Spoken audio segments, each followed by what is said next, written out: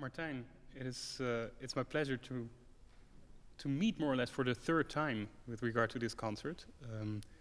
We had a small introduction for some students following the course Oral Skills and Analysis. We had a symposium dedicated to your piano concerto. And this is the moment you wrote me this morning. This is D-Day. The piece is going to be performed.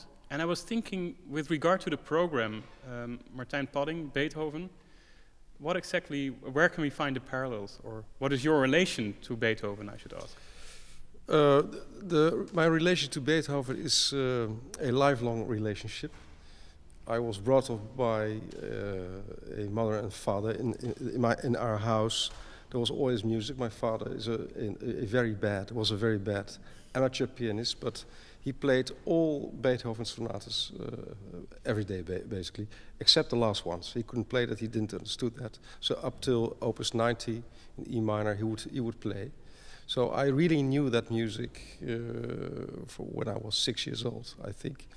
And the funny thing is that at that time, because I was raised in the 60s, it created a sort of blend with all the upcoming pop music I heard in that days. So for me, there was a sort of similarity between the wild first singles of The Who and the Rolling Stones, the enormous urge in music. What is still for me the most important thing, and what Beethoven has almost in every piece. So that composer was always with me, and I would say that he never left me. I studied a lot of his music. I studied his sketches. I wrote several pieces in which I tried to, one piece, a big piano concerto, I finished sketches of Beethoven when he was 20. Another piece, it's called Glimpse. I tried to compose a glimpse of what might have been a fantasy of the 10th Symphony. So he's always there. And I would say my favorite book of all times is Barry Cooper's Beethoven Companion. That's a book, a wonderful book, important for all composers, in which you have a part where all days, more or less all days of Beethoven's life are described. Because what's so amazing about this composer is that from the beginning on, he realized that he was doing something special. And he documented himself in an abnormal, precise way. We know more, I think, about Beethoven than we know about Boulez. And that's because of Beethoven, because he was so unbelievable self-aware. Yeah, he was an impeccable planner. And incredibly, as you say, very self-aware. Does the Wu and those, let's say, the contemporaries of the 60s equally have a root in your compositional practice, or is that more aimed toward Beethoven? Oh, yeah, I'm sure that they have. It's for other people to decide that. But everything you hear goes through your head and comes out in a different way. At least that I believe strongly that there's... now I have to think about a moment that my daughter was very young, and she was listening to Ariel, so Walt Disney. She was looking at that movie all the time, and I was busy with a piece for amateurs, I can remember, and I heard that Walt Disney music all the time, apparently. And then when the piece was finished, I played it for her. She said, "Well, you know, that is Ariel you're playing." So things are coming through your music. Sometimes you're not aware of it, but consciously and subconsciously. But I think the best thing, Boulez said something quite nice about it when he was asked about, because he talked about how important Debussy was for him, and he said, "There's a lot of Debussy in my music, but it is transformed, of course. As long as it's transformed, it's fantastic. When it stays too close to the example, then the example will kill you." And there's many examples of composers who are killed by their love. So you have to kill your darlings as well. Yeah, it also connects to what you told us during the symposium, that we should also embrace the fact that we're standing on the shoulders of those preceding us and whom we're influenced. Yeah, that's beautiful. When you look at music as science, I mean, in science it's very normal, and nobody is judging you when you use the results of people before you. But in art, somehow being original is, of course, it's a very important thing, apparently.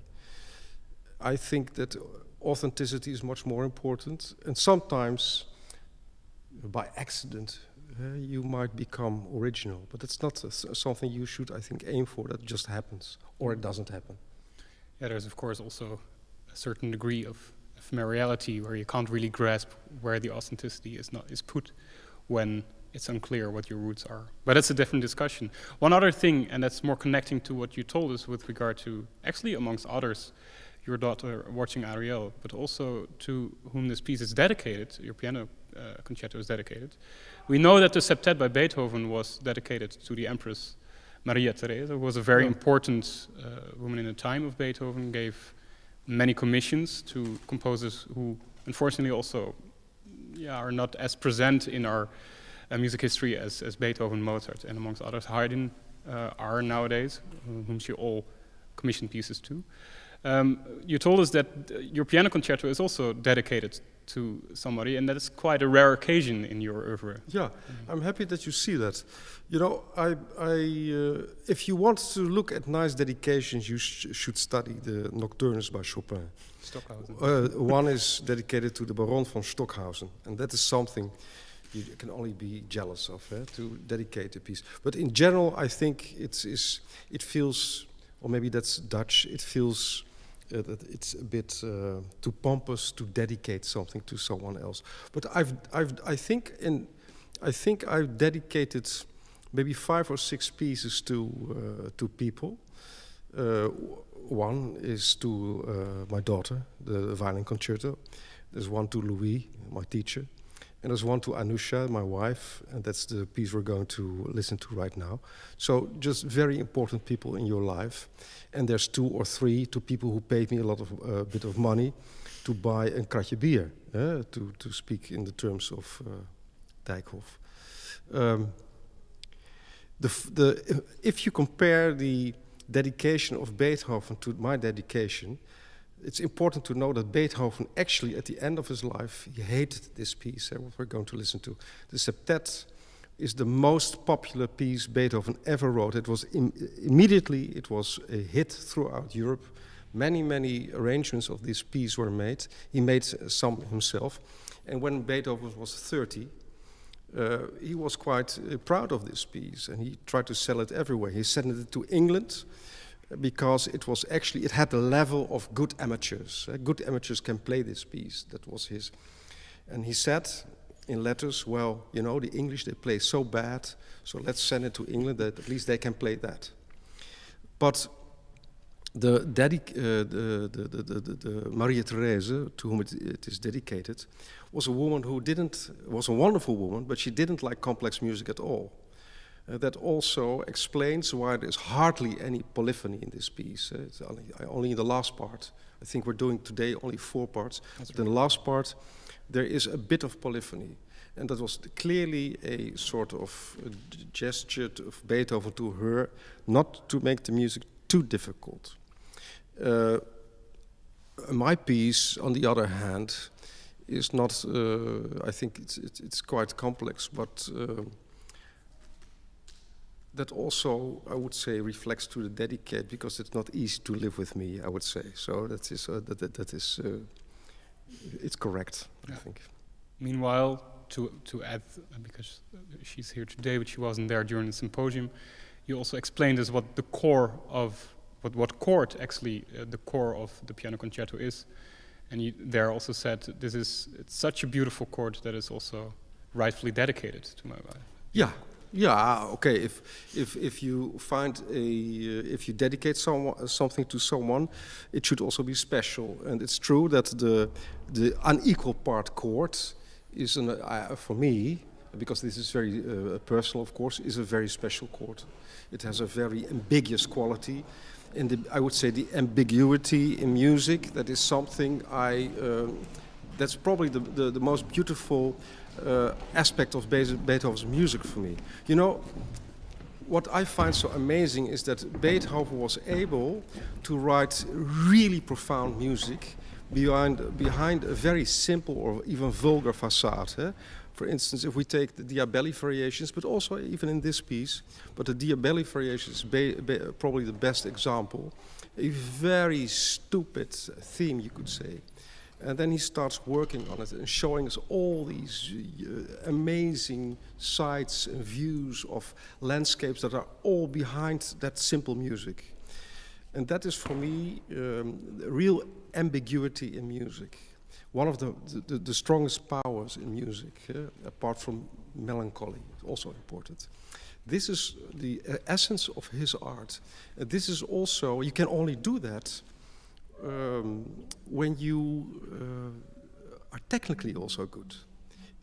Beethoven enjoyed being technical. He had so much joy in just playing around with motives and showing people all the time what kind of possibilities you could have with just playing with the music.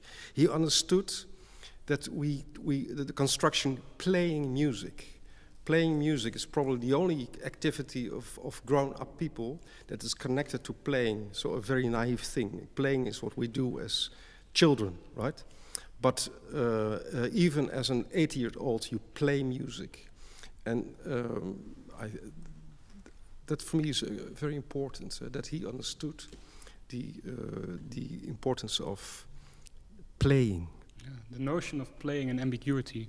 We're going to hear it both in your piano concerto, and we're going to first going to listen to the Septet by Beethoven, maybe with this as something to bear in mind, as a almost listening perspective or strategy, I would almost say. Thanks so much for this introduction, and let's listen to Beethoven.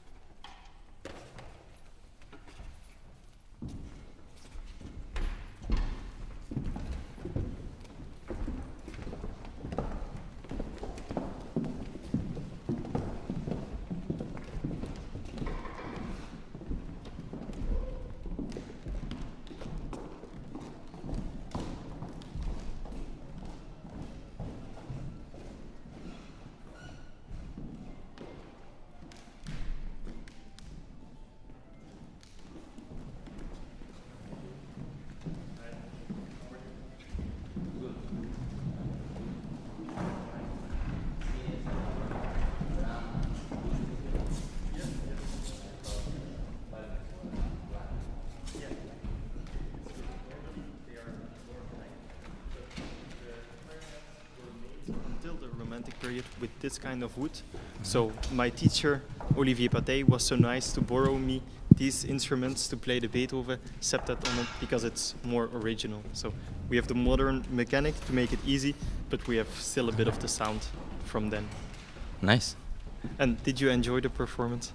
Yeah, it's such a fun piece actually. Yes, Do you yeah, think it's, so? it's really nice. I think It's, it was really nice to have the opportunity to play together with 7 people after such a long time. Yeah. Because for all of us in the beginning it was a bit strange. We Yes. never did it.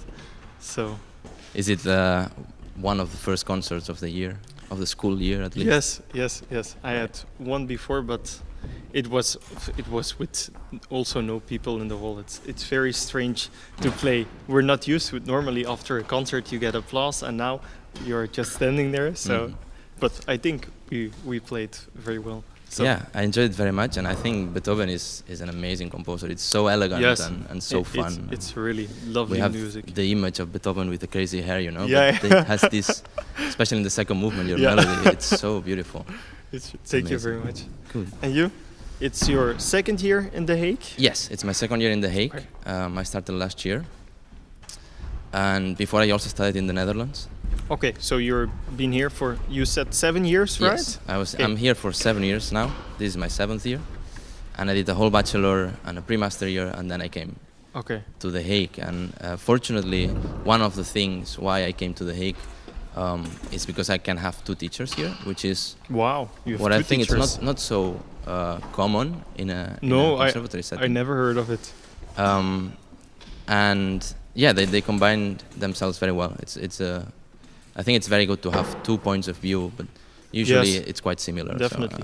So you get the lesson from each one every week, or is it? Yeah, the other- well, usually I get a lesson from one of the teachers every week, Okay. and then the other teacher comes once a month. Okay. But then you get 3 lessons usually. Oh, wow. So it's So quite that's intense. the main reason why you came to The Hague to study Yeah, here. it's one of the Yeah, main yeah. reasons for sure. Yeah, Okay. and also the school is bigger, and there's so many things going on Yeah. when there's yeah. no It's viruses around.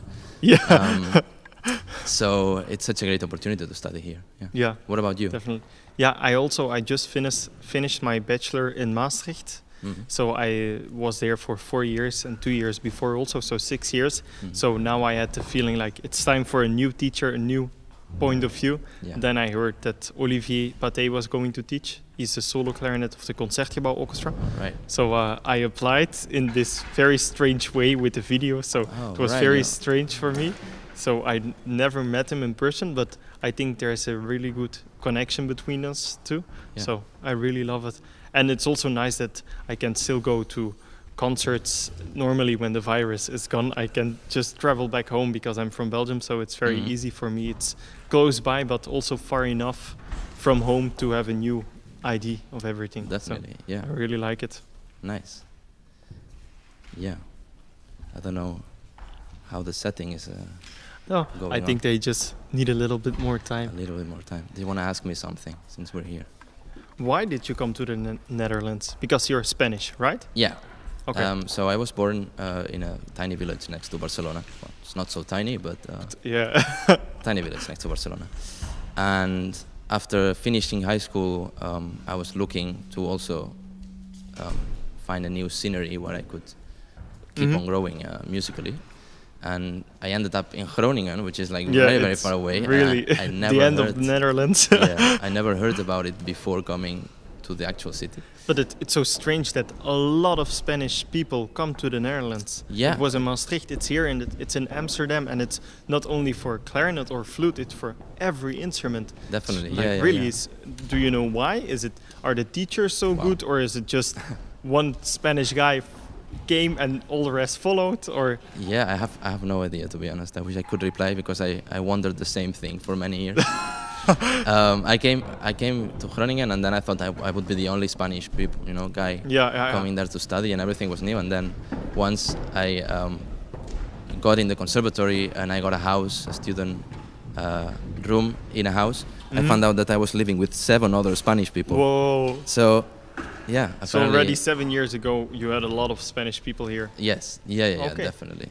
I thought it was like the only last 5 years, so Oh, but it's no. really already. No, a we've long been time. around for a Okay. bit longer. It's so crazy because I know, like, friends of mine told a long time ago when they came from Belgium to Maastricht to study, so just across the border, they were like the strange guys. They come from abroad, very far away, but now you feel a stranger in your own country. It's very strange because if you also, normally if the foyer is full with people, which is not allowed now, you hear Dutch, you hear English, you hear Spanish, Italian, you hear everything around. And I think it's very nice that we had the opportunity to share our same interests and our same belongings just into one piece. And I think it presents the way how we musicians can communicate, even if we're from different countries or other languages or whatever. Just we connect. Also in the beginning, I think it was a bit strange, but we connected very fast with the 7 of us. Yeah, so that was very nice to have that opportunity. Nicely said, Jules. Yeah, thank you. Okay. I don't know. I think the I think orchestra is ready to tune. So we can Okay. go.